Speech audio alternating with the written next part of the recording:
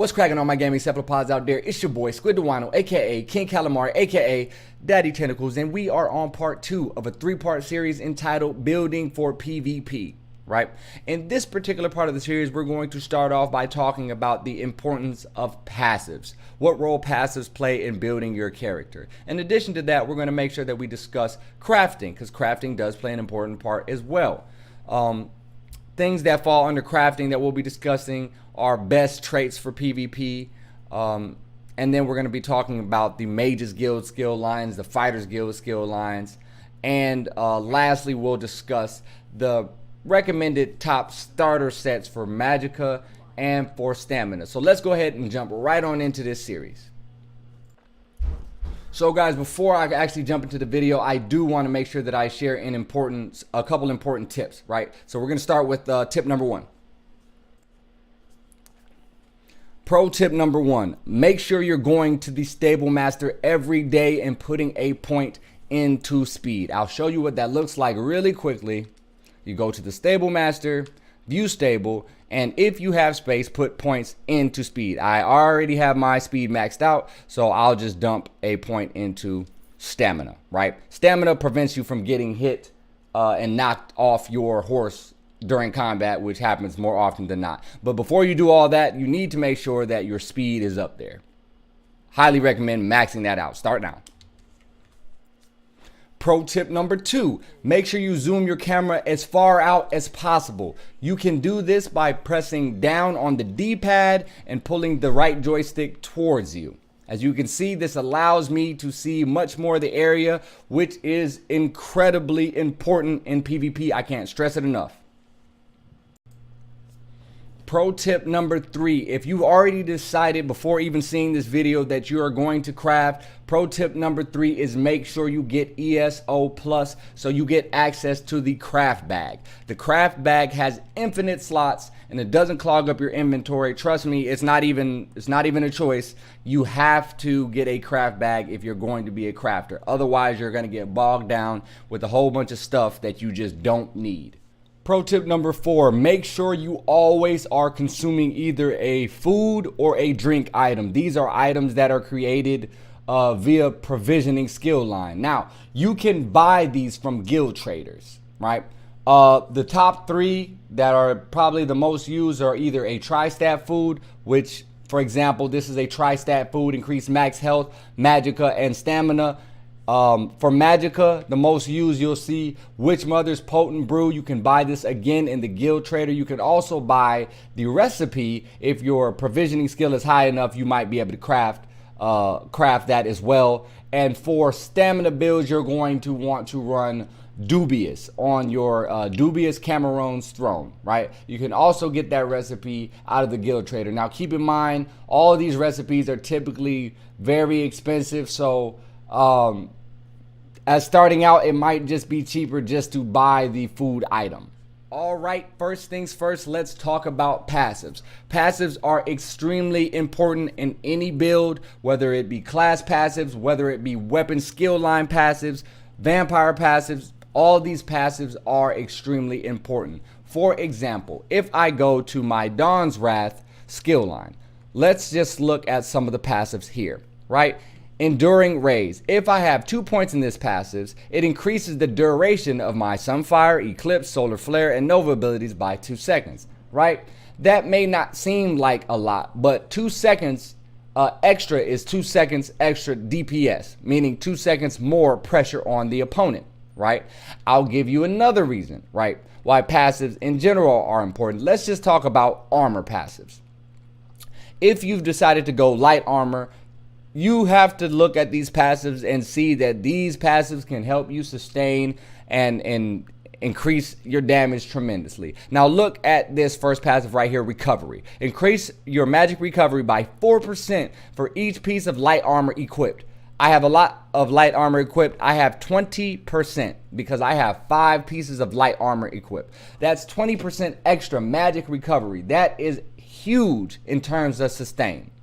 In addition, if we're talking about spell critical rating, right, this increases your chance to crit, therefore increases your potential chance for increased damage.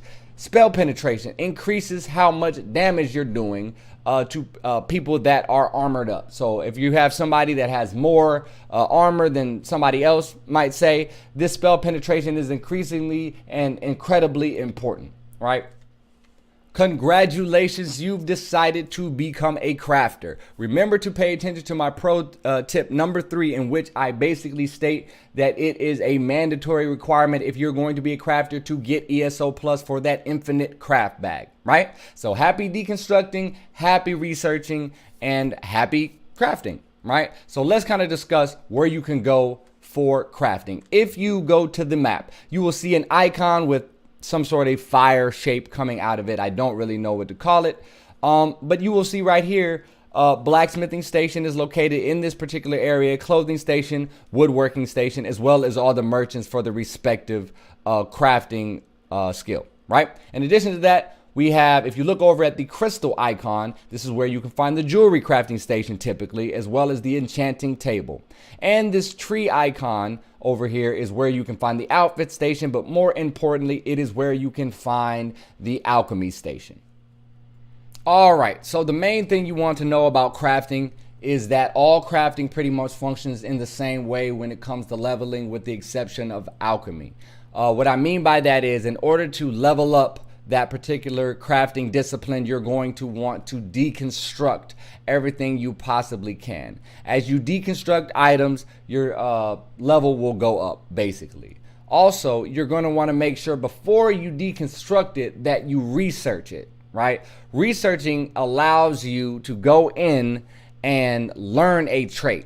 This is important when it comes to crafting your own gear. Let's say you want to have the divines trait. Well, if you don't have that trait researched, you cannot craft an item that has that trait on it, right? So make sure that you are researching as much as possible, because it's just extremely important. Again, we're talking about passives. I've said it before, passives are extremely important. You want to go down to stitching as far as clothing is concerned and look for something that says reduce research times by 5%, right? You want to max that all the way out. That way, it doesn't take you as long to research items, because you have to wait for the item to be fully researched before you can actually craft that item. It's not just instant. In addition to that, you're going to want to learn tanning expertise for clothing. Increases the chances of improving items with tannings, which is material that you use to improve the quality of items. So basically take an item that is uncommon or a white item to a green item, or more importantly, take a just take a purple item to an epic quality, which is gold, right? Before you craft an item, you have to have the correct amount of materials. So this is a 3-part process in which you have to have raw materials, which you then can break down or refine. In addition to that, you also need to have a trait. Remember what I said, you can craft an item without a trait, right? But that's pretty much worthless. In PvP, everybody's wearing some item that has a trait because it's extremely important. So the most important traits for PvP straight up are going to be in-pin. Number 1, in-pin. Infused, if you are maybe a mag sork and you're shield stacking, so you want to get the most max magica you possibly can get, because that directly correlates to the strength and damage that your wards can take. In addition to that, you want the style, right? So you want to make sure that you have a style. Style just means whatever you would like, right? Whatever the look of the item. While we're on the topic of crafting, let's go ahead and talk about crafted sets, right? Crafted sets are extremely powerful because they give bonuses to the wearer, provided you are wearing multiple pieces of that same set. So you can get a 2-piece bonus, 3-piece bonus, 4-piece bonus, or a 5-piece bonus set. Or there are some sets that are only 3-piece sets, right? They give you a 3-piece bonus. For example, currently on my swords, I have Swords of Torix Pact, right? The 2-piece bonus of that gives me 129 spell damage. Important thing to note is that you can mix and match. You can wear several different sets, right? So you want to make sure that you're paying attention to what set bonuses that the set gives you, because it can be the difference between having a great setup and having a not so great setup. The thing about crafted sets, though, however, is that you have to have a prerequisite number of traits researched. So here I am in Brizan's mine, which is located in Deshawn, where you can craft the seducer set, simply by going into creation. You'll see this set apparel. Now, robe of seducer, you can craft that, but in order to craft it, you must have 3 traits, right? So you have to have 3 traits unlocked. So if you want to craft this, let's say if I wanted to craft light armor, I am unable to craft this set because, as you see, I don't have any traits researched in clothing on this particular character. So I cannot craft the seducer set. That's why it's important to make sure that you are researching every single trait you possibly can. Now, in my humble opinion, these are the best crafted sets, beginner crafted sets for PvP for magica, and the best crafted sets for stamina. I also want to make sure that I list the best non-crafted sets for both magica and stamina. Again, this is a basic setup. There are lots of sets out there that you can mix and match, but these are just good setups that you can use that will allow you to PvP and either do good damage or sustain quite well. All right, let's talk a little bit about the Mages Guild. I highly recommend anybody who is playing a magic-based character level up the Mages Guild. Now, there are 3 ways or 3 areas that you can start the Mages Guild, respectively, for each particular faction. For EP, you will go to Daven's Watch in Stone Falls and speak to Radrussa. In DC, you're going to go to Daggerfall, and then you're going to talk to Namark. For those people that are playing on AD, you're going to go to Volkhel in Oridon and speak with Kirin. So those are the 3 places and the 3 people that you have to talk to begin the Mages Guild skill line. Now, in order to level it up, you're not just going to go through the quest. In order to level up Mages Guild, it's a little bit different. You have to collect Mages Guild lore books. Now, these are little books that will glow blue on the ground. If you're having difficulty finding enough books, there is a great app on Android. Not sure if it's on iPhone. I'm sure it is, called the ESO app. So you're going to want to download that app as quickly as possible. It'll help you locate the approximate location of all the Mages Guild books. So just like the Mages Guild, the Fighters Guild is started by going to the Fighters Guild hall located within Daven's Watch, Daggerfall, or Volkhel, right? So you'll just talk to the first NPC that basically has the icon to give a quest, and it'll pretty much start you along the path. Now, as far as leveling the Fighters Guild, that works a little bit different. You level the Fighters Guild by killing Daedra. Best way to do that is dolmen running.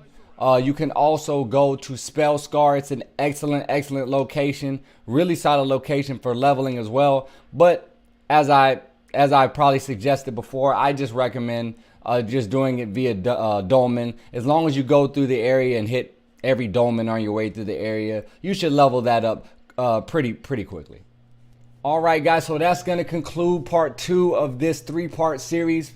I hope it was very informative. Part 3 is what everybody's probably been waiting for. It's when I jump into PvP and kind of cover tactics, how to engage, when to engage, how to properly set up your bar to make sure that you're actually having skills that are actually going to benefit you in PvP versus just throwing a whole bunch of damage skills on there, because there's a lot of tactics when it comes into PvP and a lot of self-awareness, right? So we're going to cover that next time. So until then, I'll see you when I see you, and thanks for watching.